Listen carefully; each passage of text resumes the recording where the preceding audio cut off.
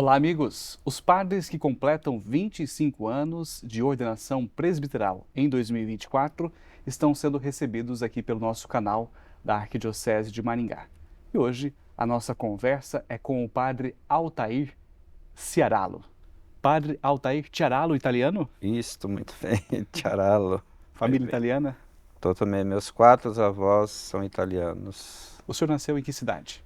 Eu nasci em São Tomé, que próximo de Cianorte. Quando que vem para Maringá? Nós viemos para Maringá, minha família, né, veio para Maringá no ano de 1979. São Tomé, Maringá ou passou por Não, outra cidade? passamos por outra cidade, aos 6 anos, mais ou menos, nós saímos, né, moramos sempre no sítio.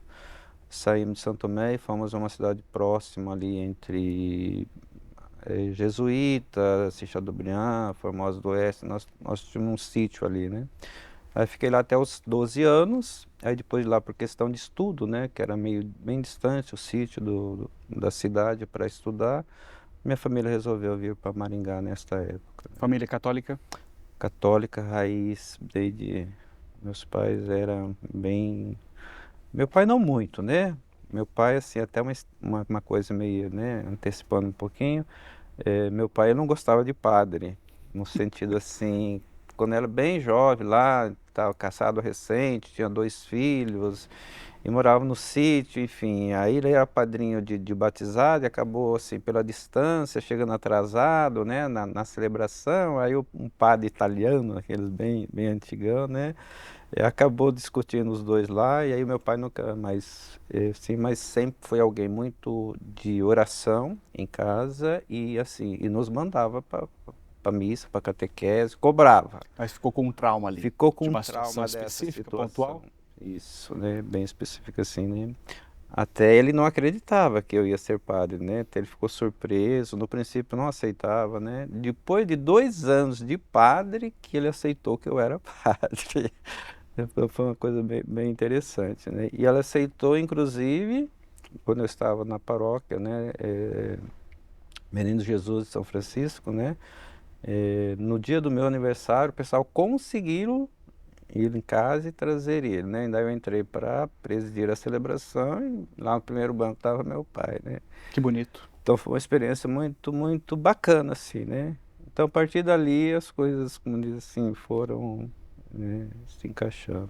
Você vem para Maringá adolescente já Adolescente, 12 anos. e começa a participar de grupos de adolescentes, pastoral. Nós vimos, nossa residência foi no Jardim Liberdade, né?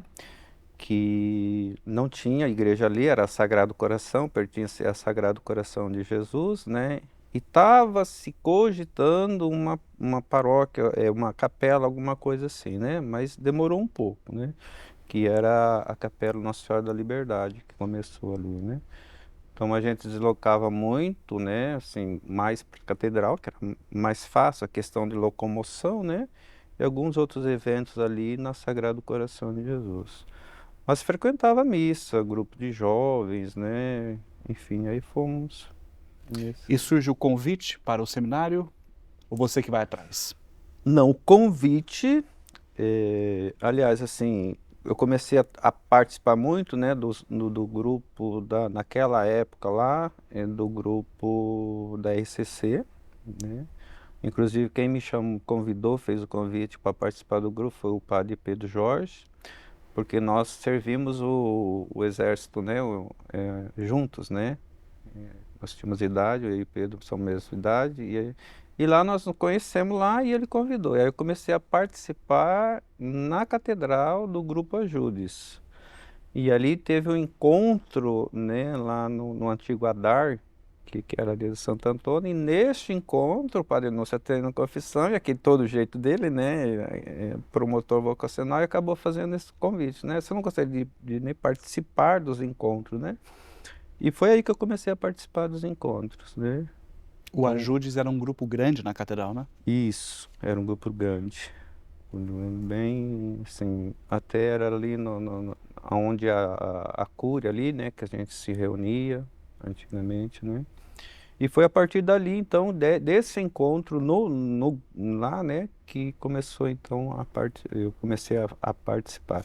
Não tinha nunca pensado nisso, na verdade, né? Eu acho interessante, sim, porque eu lembro quando eu tinha 9 anos, que foi no casamento da minha irmã, né?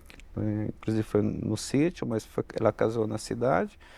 Que eu cheguei à igreja com a minha mãe, aquele ambiente tudo, eu falei para minha mãe, eu quero ser isso. Quero ser isso, mas eu não entendi o que que era ser isso, né?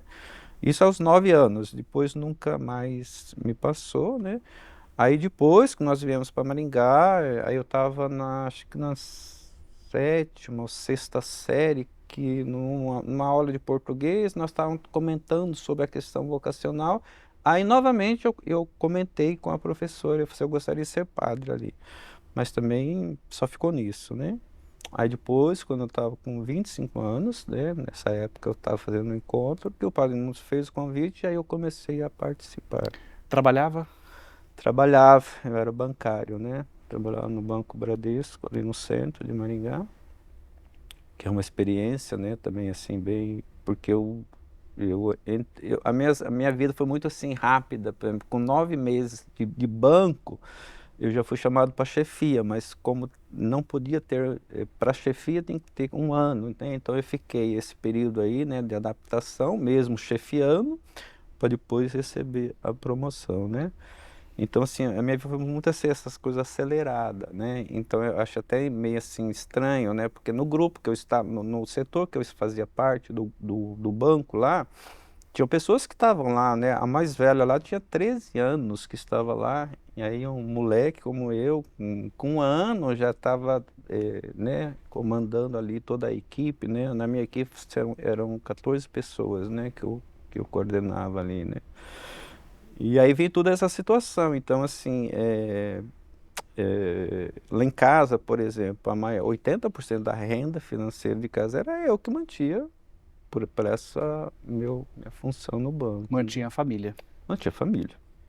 Tinha E família. como é que a família se reorganizou quanto à ida ao seminário? E Financeiramente. financeiramente, então, aqui que há uma situação, né? Porque assim, meu irmão desde quando casou, porque assim, é meu irmão, 6 irmãs, depois eu, né? Inclusive, quando eu nasci, meu irmão já era casado, já tinha 2 filhos, né? Eu tinha mais 2 irmãs mais velhas que já eram casadas, estavam grávidas, né? Então, assim, eu tenho 2 sobrinhos mais velhos e 2 sobrinhos da mesma idade minha, né? E então meu irmão sempre que era à frente ali da casa, né? Como a gente veio do sítio, meu irmão não tinha experiência, meu irmão estudou até o 2º ano primário, né? Então meu irmão trabalhava de mestre de obras. Então assim, tinha uma renda, mas não era uma renda muito assim, né? E aí em casa, o meu sobrinho, né, filho do meu irmão, um deles, meu irmão tem 2 filhos, né? Um já tinha casado e o outro ia casar no ano que eu ia entrar no seminário. Então, assim, ia sair 2 fontes de renda. Quem ia ficar apenas para manter a casa era o meu irmão, né? Então, em casa ficaria meu pai, minha mãe já era falecida nesta época, né? A minha cunhada e a minha irmã que eu tenho, que é deficiente, né? Que eu, inclusive, eu sou responsável legalmente por ela agora, né? Então, assim, ficaria os 3, né? Meu pai, de idade, a minha cunhada, essa minha irmã doente e meu irmão que, que sustentaria a casa entre si, né? E a grande situação do meu pai não querer que eu fosse também para o seminário por causa disso, né? Meu pai tinha um medo enorme de morrer de fome, né? Para ele, assim, tanto que ele tinha que, por exemplo, ir lá na despensa, tinha que ter no mínimo 5 pacotes de 5 quilos de arroz, para ele ver que não, né? Porque ele sofreu muito quando recente casado, né? Passaram fome mesmo, assim, de passar 3, 4 anos tendo que pegar milho e fazer fubá para comer com um tomatinho de roça, enfim, uma situação bem difícil, né? Então ele tem muito isso. E quando sai toda essa renda, essa é uma grande preocupação dele, né? Então nós vamos, e agora? Nós vamos morrer de fome, né? Então foi uma situação muito. Então, como assim, eu trabalhava de chefia, tinha um bom salário naquela época, né? Aí fiquei no banco 5 anos, né? Então, todo o acerto ali que eu fiz dessa rescisão, né, eu deixei tudo pro meu irmão, né? Não levei nada para o seminário, né? Eu deixei tudo para ele, só, né? Pelo menos por um tempo aí razoável, vocês vão conseguir aí caminhar, né? E aí meu pai também estava num processo daquela antiga aposentadoria rural, que recebia meio salário, mas não tinham conseguido ainda, né? E aí nesse inteirinho, nesse tempo, ele conseguiu essa metade então ficou meu pai, né, com a metade de um salário mínimo, e meu irmão que trabalhava no serviço quando aparecia, né? Veja como que é importante ouvir essas histórias, porque ir para o seminário envolve tudo isso. Sim. São muitas realidades e que às vezes a gente não se atenta para essa situação. Muito obrigado por partilhar esta particularidade do senhor aqui conosco, padre. Depois de ordenado, quais paróquias o senhor trabalhou? Mas antes de falar nisso, eu gostaria de Pois não, trazer um tema assim, quando pois eu não. estava no primeiro ano de teologia, para ver como que é as questões, né? Então, o único que mantinha a casa era meu irmão. E no primeiro ano de teologia, ele veio a falecer num acidente, né? Ele pegou uma casa para fazer em Mato Grosso e deslocando lá, né? Acabaram se acidentando e dos 4 que estavam no carro, ele que veio falecer. Isso no primeiro ano de teologia, né? Bom, aí a coisa, porque aí realmente não tinha mais, como diz assim, a única fonte de renda, que seria ele, né? Aí ele morre diante disso, né? Então, assim, aí foi uma pressão muito grande, né? Para largar e voltar para casa, né? Tem que voltar de todo jeito, porque essa situação, né? E agora, quem que vai prover a situação? Como eu disse, meu sobrinho, que, né, filho do meu irmão, o último, tinha casado, então tinha ficado ali. Meu irmão, meu pai, minha cunhada e minha irmã. Foram os que ficaram, né? E agora saio, né, morre meu irmão. Então ficaram os 3, né? Meu pai, a minha cunhada e a minha irmã, né? Então esse primeiro ano foi muito difícil, assim, em termos de, né, porque nós fomos a primeira turma que fomos para Cascavel, né, que era Londrina, depois a gente teve que ir para lá, então a distância, essa situação aí, né, familiar, e ainda todo o estudo, toda a situação ali, né. Enfim, como a gente resolveu isso, né? Então, naquela época também já houve essa mudança de lei, então ninguém mais recebia meio salário, recebia um salário, né? Então, meu pai passou a receber um salário mínimo e a gente conseguiu que a minha cunhada, através, né, do meu irmão, conseguiu também uma pensão, né? Então, eles tinham, a renda deles eram 2 salários mínimos, né? E aí toda a paróquia em si, né, nessa época aí, inclusive já estava se vinculando, desmembrar, né, da Sagrado para a paróquia Nossa Senhora de Liberdade, né, a comunidade do Ostimula falou, não, a gente ajuda, né, com cesta, com aquilo que for preciso, né. Então foi a partir daí então que também a comunidade se envolveu nessa situação E aí. você conseguiu terminar, Eu consegui terminar. concluir Mas os assim, toda estudos. vez que eu chegava em casa, né, de férias, alguma coisa, a primeira, você veio para ficar? Essa era a pergunta do meu pai, né? Então, assim, tanto, por exemplo, ele não compareceu à minha ordenação, né? Ele só foi numa missa minha depois de 2 anos que eu era padre, né? Então, um pouquinho essa situação aí. Você teve um processo de resistência bem forte, familiar. Familiar, familiar. É uma situação. Porque eu era, assim, por ser a família italiana, tem aquela situação que o homem é o responsável É o familiar, provedor. provedor. Então era meu irmão, as irmãs, eu. Então, quer dizer, logicamente tudo voltou para mim, né? Porque as minhas irmãs, nenhuma é alfabetizada, né?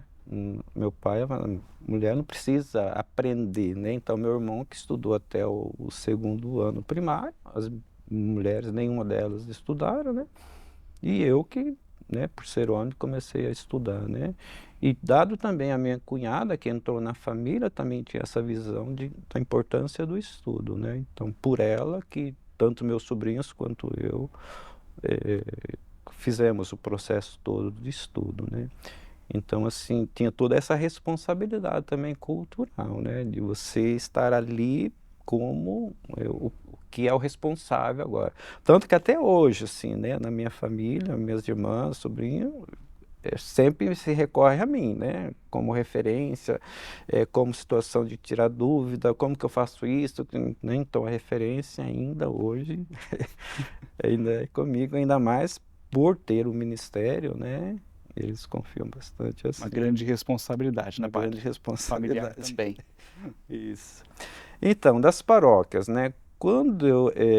Inclusive quando eu entrei no seminário, Dom Jaime, né, numa primeira conversa que eu tive com ele, né, ele olhou para mim assim na minha cara e falou assim: "Você tem cara de padre de catedral." Ele falou desse jeito. Eu falei: "Nossa, Dom Já Jaime, era né?" gerente de banco, né? Vindo do senhor, é um grande elogio isso, né?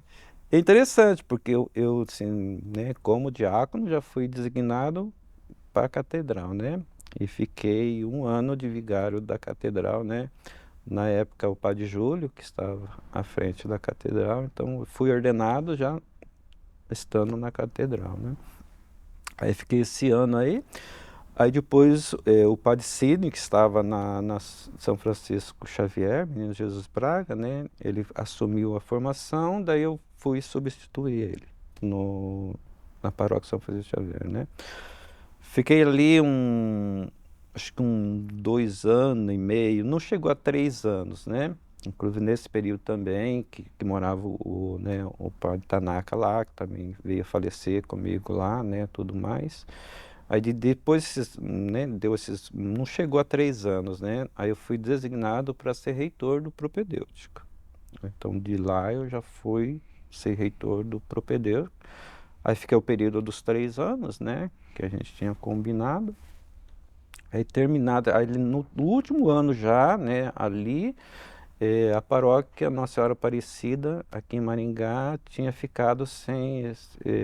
porque, se eu não me enganar, na época, não estou bem recordado, mas parece que era o padre Onildo, ele tinha ido estudar no meio do ano. Então eu, como reitor, já atendia a paróquia, né? Nossa Senhora Aparecida. Aí, né, ao final que eu deixei o seminário, continuei lá. E também ali na paróquia, que eu também comecei o curso de psicologia no Sesumar. Então eu ficava na paróquia e aí fazia o curso de psicologia no Sesumar. Aí eu fiquei ali uns 5 anos, 5 anos ali, né?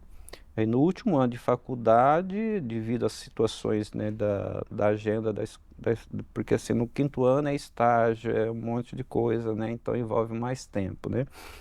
Aí o Dom Anuário achou por bem me transferir para uma paróquia menor, que foi Ivatuba, né? Então no último ano de faculdade eu fiquei com Ivatuba e terminei o curso na faculdade de psicologia. Aí fiquei lá, né? E depois de 3 anos só com Ivatuba, daí teve que anexar Doutor Camargo, né? Por, né, outras questões também, falta de padre e tudo mais, então eu fiquei com as duas paróquias ali. E aí nesse período eu fiquei ali 6 anos, né?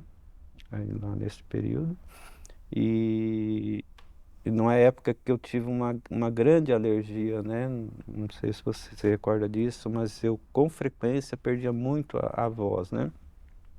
E aí fazendo os exames e tudo mais, foi constatado porque como Camargo e Ivatuba ali, eles são tipo uma bacia, o terreno ali, né? Aí dados agrotóxicos, concentrava muito ali na cidade. E era alergia de um produto, alguma coisa vinculada aos agrotóxicos, Que né? bom que conseguiu identificar. Isso, né? E aí, né, Dom Anuário achou por bem, né, me transferir para Maringá. Aí de lá eu vim para a Paróquia Cristo Ressuscitado, né? Aí eu fiquei na Cristo ali, enfim, né, o período todo ali, 6 anos. Aí depois desses 6 anos, na Cristo, que eu fui para São Jorge do Ivaí. Aí lá em São Jorge do Ivaí, eu cheguei em fevereiro, e aí em março fechou tudo, que foi a pandemia, né? Uhum. Esses períodos aí de pandemia, né? No pós-pandemia, Santa Maria Gorete e agora Nossa Senhora do Perpétuo Socorro. Isso. Depois pandemia, fiquei lá 2 anos e pouco, né? E aí de lá eu vim para Santa Maria Gorete, por questão de saúde, Como né? vigário, né? Isso como vigário. Aí depois, né, da Santa Maria Gorete, que eu vim para Nossa Senhora do Perpétuo Socorro. 25 anos, olha quanta coisa, né, É. padre? Isso. Mas não conhecia essa tua história, questão familiar, da saúde também não me recordo disso. Obrigado também por partilhar também mais essa particularidade, né? Essa é a nossa proposta, conhecer os pares, valorizá-los, e o povo de Deus não conhece muitas vezes toda Não. essa trajetória, né? Então essa função também nossa da comunicação aqui. Padre, nesses 25 anos, o senhor passou por muitos momentos também, imagino que desafiadores. E eu gostaria que o senhor pontuasse aqui alguns marcos nesta caminhada, além dessa questão familiar, né? Que foi superada. O seu pai, o pai do senhor, ele faleceu em que ano? Ano 2001. Como é que foi esse processo? Houve uma cura desta relação? Sim, sim, né? Então, foi nesse ano, 2001, né, que meu aniversário é em fevereiro, né? Então, assim, em fevereiro de 2001, que meu pai esteve à missa, né? E, enfim, ali. E aí, neste ano, em 25 de junho, ele veio a falecer. Então, assim, no mesmo ano em que, como diz assim, ele retorna para a igreja, mas também é o ano que ele, né, parte para a eternidade. E é interessante, assim, porque meu pai ele morreu sem um diagnóstico, dizer, esta foi a causa. Né? Então, assim, a causa é desconhecida. Inclusive, ele faleceu no HU, né, Hospital Universitário. Aí eles fizeram até um pedido, se a gente deixasse, né, o corpo lá mais tempo para fazer estudo, para saber a causa, né? Enfim, aí eu consultei meus irmãos e eles, assim, né? Enfim, acabaram não aceitando essa permanência, né? Dada a situação de luto, tudo mais, né? Mas na noite que meu pai faleceu, era para o meu sobrinho ficar com ele. E aí eu falei, não, eu vou ficar com ele, né? Aí levaram ele num domingo, aí, né, terminei a missa da noite e fui para o hospital e passei a noite com ele. Morreu na segunda, às 6 horas da manhã. E é interessante que nesta noite, assim, por exemplo, eu tinha assim, meu pai ele é muito carinhoso, mas ele não é muito assim de abraçar, de beijar, né? E aí, olha, nesta noite, assim, e que ele me abraçava e me beijava, assim, que eu falo que tudo que eu não tenho recordação da infância dele, eu acho que ele fez nessa noite, né? Mas o mais interessante, assim, para mim, que eu vejo, assim, que foi Deus que foi conduzindo tudo, né? Que ele pediu a confissão. Então, veja, não aceitava padre, não queria que fosse padre, né? Então, fez toda uma situação até, né, para sair, para tomar conta, né? E nessa noite ele exatamente isso, ele pede a confissão, né? E aí a unção também, né? E você que atende a confissão? Sim, eu que atendi a confissão e dei a unção para ele, né? Que bom, né, padre? Fecha-se um ciclo aí. Sim, fechou um ciclo aqui que eu acho muito importante, né, nessa situação. Você mencionou a graduação em psicologia. Isso foi um desejo que surge pós-seminário ou você já tinha isso anteriormente? Algo assim que sempre me identifiquei, eu gosto muito de ouvir, né? Até as pessoas falam assim, você é muito calado, né? Mas é o meu jeito, assim, eu gosto muito de escutar, né?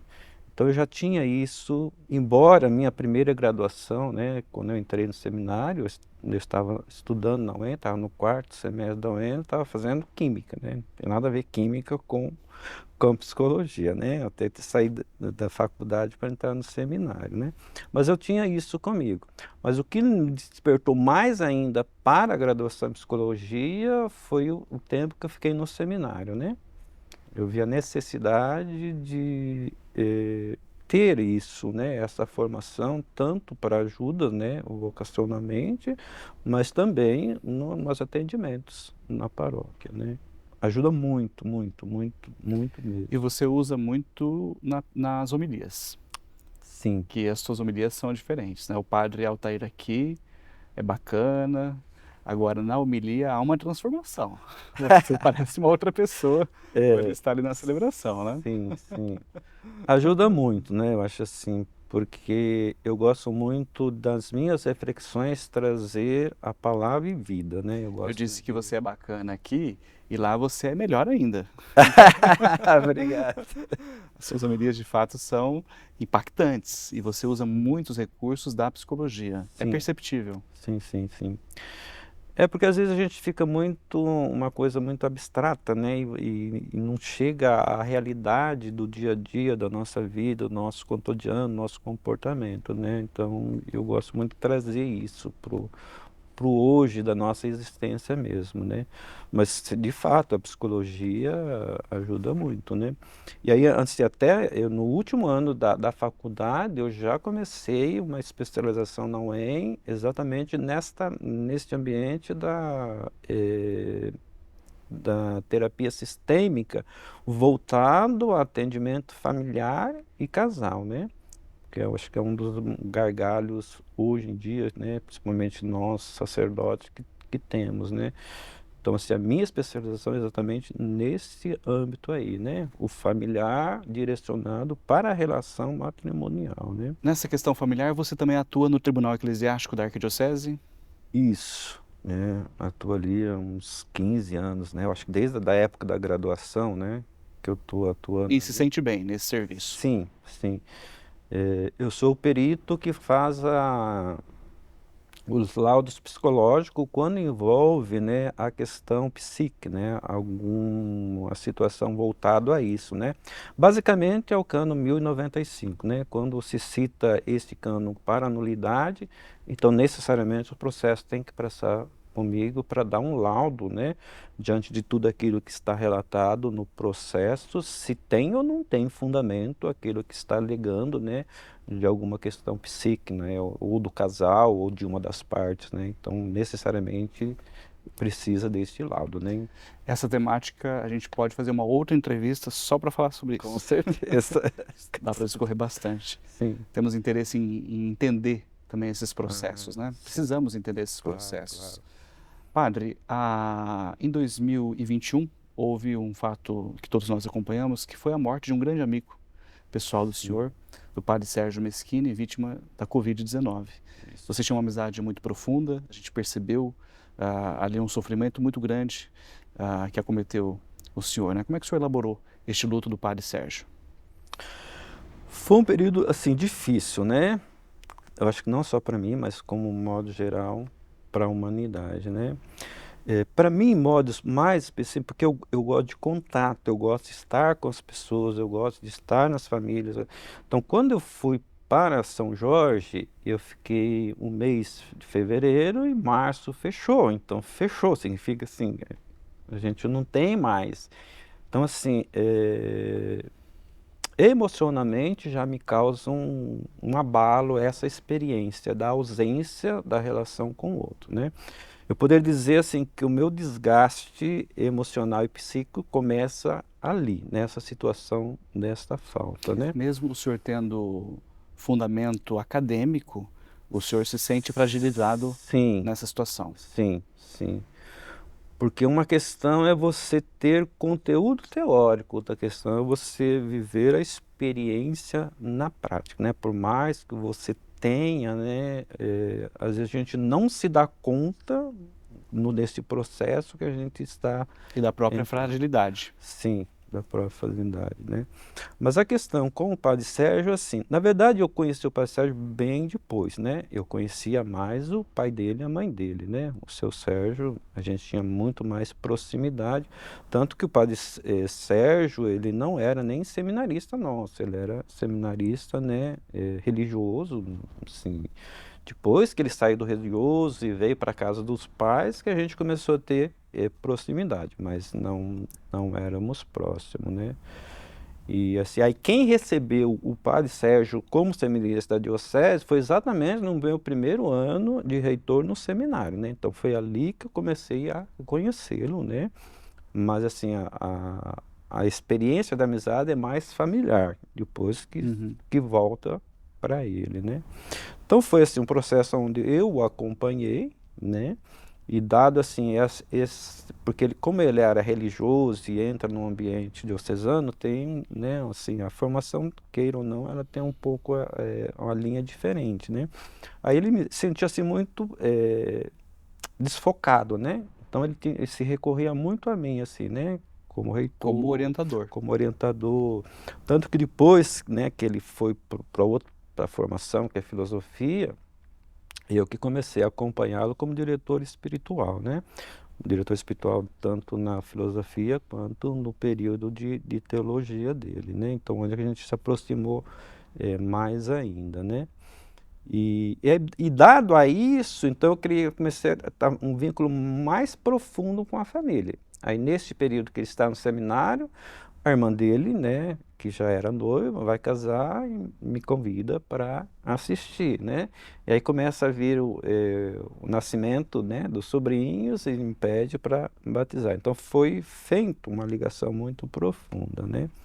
Enfim, mas assim, só para compreender um pouquinho esta proximidade da gente, né? Então foi mais familiar para depois ver. E aí exatamente nesse período então da pandemia, né, desta ausência das relações, então a gente se falava assim muito por telefone, né? Porque também não tinha muito esse contato, né? Como ele estava de paro aqui em Maringá e eu em São Jorge, então a gente assim raramente se via, né? Se via nas reuniões das formações, mas e aí então foi nesse processo aí que depois, né, do ano 2001, 2022, que ele veio a contrair o vírus, né? E aí, como assim, eu era próximo da família, eu fiquei à frente, né? Eu fiquei muito próximo ali, então acompanhei a família, né, todo dia. Então, queira ou não, se tem uma ligação já, né, assim, de amizade, de proximidade, então essa situação da família também, né, se aproxima mais. Então, assim, eu vivi junto com a família essa experiência angustiante que Foi foi, muito triste. Muito triste. até chegar ao fato do falecimento dele, né? Então, assim, já emocionalmente lá no começo, né? Quer dizer, você sai, você chega num ambiente diferente, você começa, né, a criar relação, é interrompida. Então, assim, psicicamente, por mais que você, como dizem, tenha os seus recursos, emocionalmente você vai ficando abalado, né? E aí eu não me dei conta disso. Então, eu fiquei mais preocupado, por exemplo, em dar assistência à família do que propriamente comigo, né? Então, na verdade, assim, o meu luto, Padre Sérgio, eu vivi depois que, né, de todos os acontecimentos, depois que eu ter passado também, né, depois que eu peguei a Covid, passado por essa situação também, aí depois que eu saí de São Jorge, e aí fui, né, pro âncora para, né, assim, descansar, relaxar, colocar, ali nesse período que eu fiquei de 3 meses lá, que eu fiz o meu luto, né, porque antes eu, assim, era cuidar, né, deles, tudo mais, da família, todos os recursos, né? Então, assim, foi bem depois que eu fui fazer a experiência do luto, né? O senhor passou por depressão? Eu não diria a depressão em si, né? Mas, assim, o estado depressivo, né? A depressão, aquela depressão profunda, aquela coisa, não. Mas um estado depressivo, sim. Depois da Covid, o senhor sofreu muito com a Covid também, né? E o senhor relatou publicamente, inclusive em algumas situações, experiências místicas muito diferenciadas. Eu gostaria que o senhor citasse algumas delas aqui. Como é que foi esse processo, inclusive, da aceitação pública por parte da igreja dessas experiências? Sim. Na verdade, eu tive uma experiência, assim, quase morte, né? Que a gente poderia falar assim, bem ali, né, quando eu fui infectado pelo vírus, né? E foi uma experiência assim que, enfim, a gente não espera passar por isso, né? Mas em si eu não lembro exatamente o que aconteceu no dia. Eu só vou lembrar assim depois que eu acordei que estava no hospital, né? Mas segundo o que eles me falaram, que me encontraram assim desmaiado no sofá e sem reação, sem nenhuma, né? Em No casa. hospital, Em casa. em casa Em já. casa. Eu estava em casa, né? Porque assim, como eu fiquei sozinho, então, mas a mulher que trabalha em casa fazia almoço, fazia as refeições e deixava na mesa lá, né? E eu ficava no quarto, uma parte reservada, né? Depois ela saía, e aí como ela fez a refeição e eu não comi, ela falou, "Não, né? O que que aconteceu, né? Mas só que lá em São Jorge nós tínhamos uma enfermeira que todos os dias passava, né? Uma enfermeira lá que ela passava para ver como que a gente estava, né? Aí ligaram para ela. Aí ela que entrou em casa e que me viu lá no sofá, que eu estava desacordado, né? Mas eu não, aí sim, que tá desacordado, chamaram a ambulância, me levaram para o hospital, tudo Isso foi em mais. que ano, padre? 2022. 22 não, 21. 21. 21. 21. E eu não lembro, né? Eu falei assim, eu vou lembrar depois de acordar no hospital. Mas segundo os relatos da médica que me atendeu, eu não tinha assim, não tinha sinais, né? De pulsação, pressão, respiração, né? E Foi ela uma experiência de fato de quase morte. é quase morte mesmo, né? Na verdade, ela fala assim que eu tinha morrido porque não tinha sinais. Esse é o relato assim da médica. Eu, né? Enfim, né? Ela fala que ela por 3 vezes tentou fazer a intubação em mim, mas ela disse que parecia ela não conseguia, como se tivesse na minha garganta algo que não permitisse que o tubo entrasse, né? E aí em São Jorge faltava uma medicação para o meu quadro ali e tinha em Floraí. Aí, assim, a ambulância foi em Floraí buscar essa medicação e nesse percurso de ir em Floraí e voltar, que é onde eles fizeram todos os recursos ali, eu acabei voltando. E aí que nesse voltar, né, depois de passar tudo, que eu vou relatar essa experiência que eu tive, né? Que é exatamente isso, a experiência de estar em, assim, o que que eu posso descrever agora, né? Assim, a percepção de ter saído do corpo, eu me via lá, via tudo o que estava acontecendo em volta de mim, toda a cena ali, né? Mas não era a sensação era de uma paz, mas não é uma paz assim, eu estou em paz, é algo extraordinariamente que não assim, eu uso esses termos, mas assim, é muito mais do que isso, né? E nessa situação, então, que eu tive essa experiência, né, com São Miguel, né, conversar com ele e tudo mais, né, ali, da situação, né, que, que veio, né, a tão famosa pergunta que as pessoas falam, né, que diante da cena ali acontecido, que ele você quer ficar ou quer voltar, né, que foi a princípio assim. Mas como que era, assim, não é como eu e você. E não é, a gente não falava, a gente se comunicava mentalmente, vamos falar assim, entendeu? Não é assim como nós estamos conversando aqui, né? Então, assim, eu chego diante dessa cena ali, né, São Miguel, o foco muito grande, não é uma porta, mas é como se fosse uma porta de um foco de luz muito intenso que saía, né?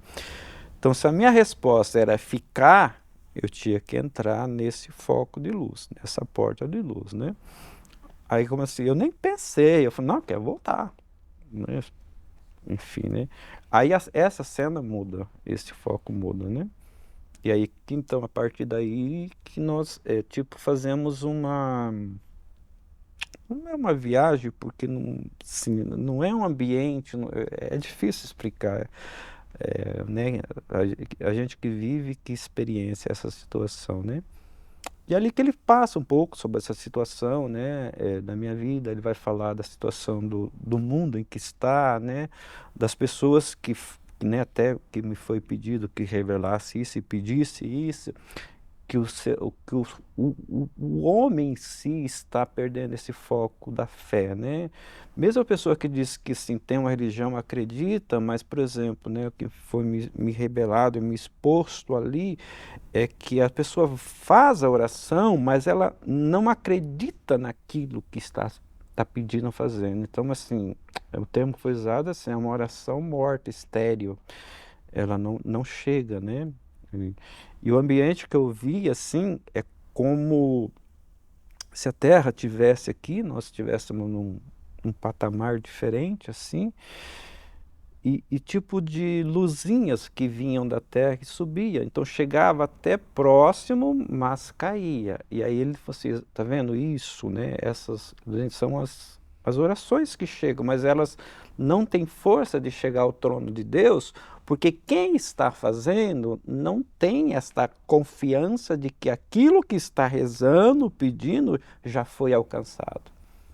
Então não é Deus que não dá, é que o nosso empenho, a nossa força, a nossa fé não consegue levar até o trono. Então, se não chega ao trono de Deus, não tem como vir, né? Embora havia orações que realmente chegavam, né? Chegava ali e via, né? Não é um trono, mas é, sei lá, um ambiente, alguma coisa nesse sentido, né? E também nesse período de estar ali, né, eu pedi para ver minha mãe, né, porque assim, eu sabia que ela estava ali, mas não conseguia ver fisicamente, né, ela, né. Eu falei, não, ela está aqui, mas, né.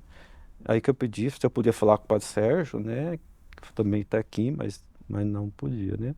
E aí depois, né, de pedir pela minha mãe se podia falar com o Padre Sérgio, que eu falei, posso ver Nossa Senhora, né?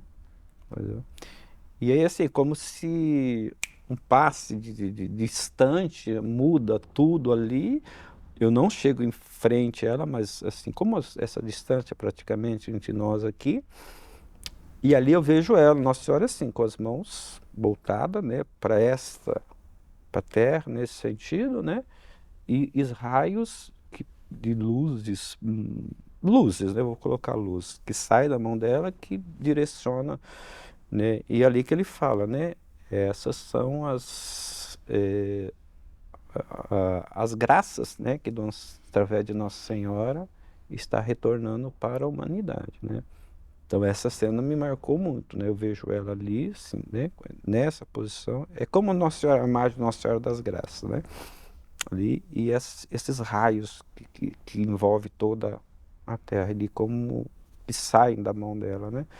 Então, ali a percepção nítida de que todas as graças passam por ela. Não que ela realizou em si, mas o canal que traz de volta essas graças, né?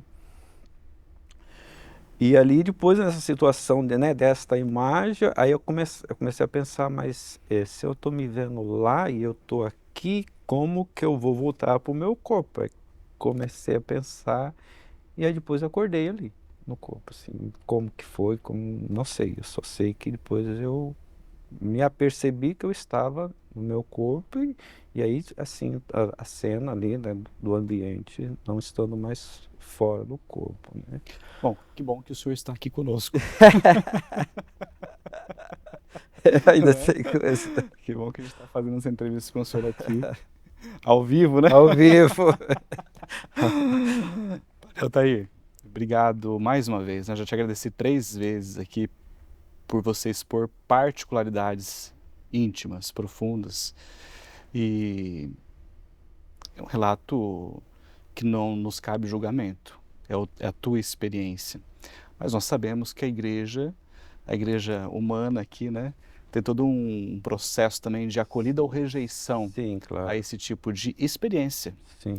E eu gostaria de saber como que isso foi acolhido pelo clero, pelos teus amigos, pela igreja. Você falou abertamente com uma tranquilidade ou teve receio de verbalizar essa experiência? Sim. Na verdade, eu não imaginava que, para mim, eu estaria falando com a minha comunidade lá porque foi numa missa, né, na comunidade de São Jorge, Que você expôs isso. pus isso. Então, para mim estava restrito ali, não imaginava que ia ganhar essa proporção, né? A igreja, como você mesmo ressaltou, a prudência, né, diante desses fatos, né? Então, fui chamado à época, né, para, enfim, conversar sobre a situação, né? E que foi me pedindo um pouco isso, essa prudência, né? Essa prudência, nem todo mundo compreende, né? Nem todo mundo aceita, né? Os fatos em si. Tive amigos, né, sacerdotes, colegas que falaram, não, você sonhou isso. Tá bom, é a pessoa que... Mas assim, o que eu vivi, eu vivi. Eu não posso dizer que foi fruto da minha imaginação, nem sonho meu, né?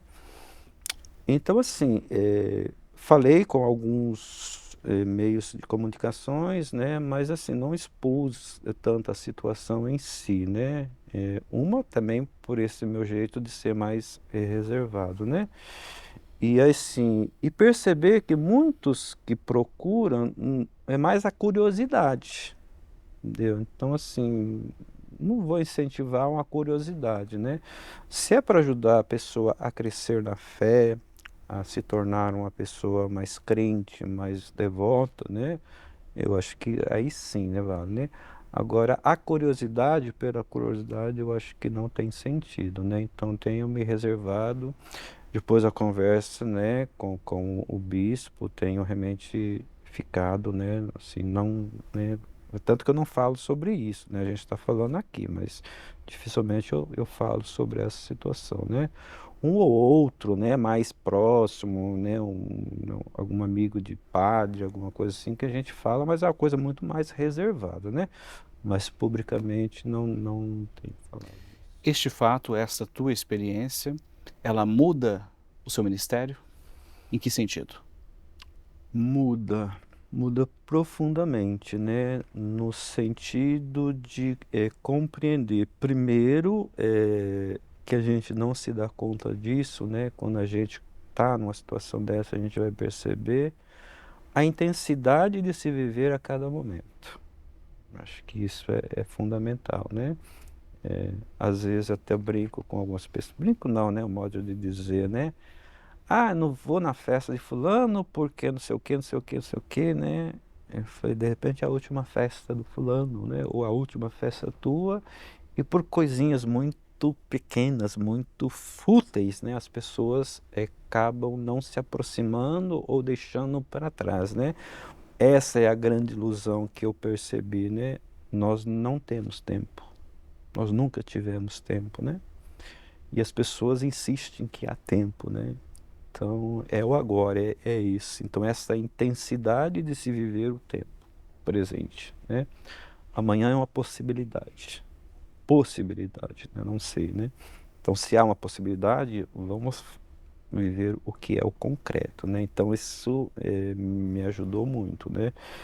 Então, eu não procrastino as coisas, eu sou muito intenso naquilo que eu estou fazendo, né?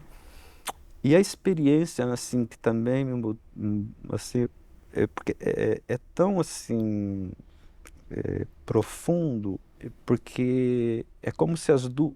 Eu vou usar dimensão, mas não é isso, né? Mas é como se as dimensões da eternidade com o humano se cruzassem no meio de nós, assim, O sabe? tempo todo. É o tempo todo, né?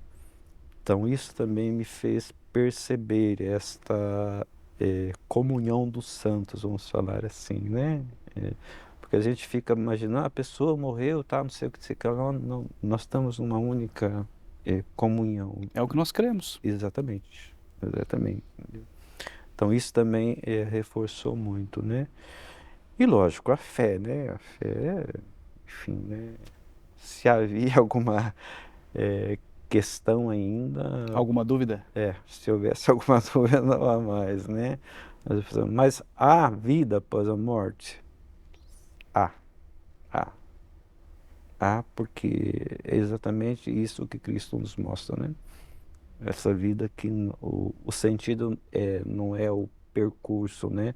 Mas é a plenitude do que nos aguarda. Padre Altair, obrigado pelo seu tempo de qualidade. A conversa foi longa. A nossa previsão era de 20 minutos de entrevista. Nos estendemos, Sim. porque é necessário. Também a tua experiência requer isso. E a gente tem essa oportunidade aqui no canal da nossa Arquidiocese de Maringá, da Igreja Católica Particular de Maringá. E você é padre há 25 anos. E é por isso que você está aqui. Estamos fazendo essas entrevistas especiais com os padres que fazem aniversário de 25 anos agora em 2024. Parabéns, Padre Altair Seralo. Foi uma alegria conversar com o senhor. Obrigado, eu que agradeço.